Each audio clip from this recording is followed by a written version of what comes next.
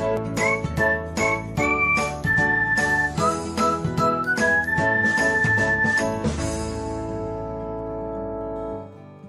everyone, welcome back to another episode of Technologyglance. Today, in this video, I'm going to guide you through how you can clear cache in Emo. So, let's get started. Firstly, open Emo app in your device. Then tap on profile icon.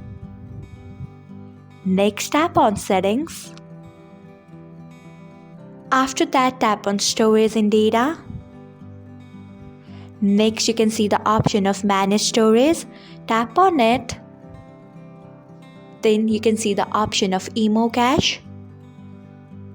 And then also you can see the option of clear. Tap on it. So this is how you can clear cache in Emo. Thanks for watching. If you found this guide helpful, we would love it if you hit the thumbs up button below. We upload great new tech tutorials like this one every day. So do not forget to subscribe to our channel and hit the bell icon so that you will never miss another update.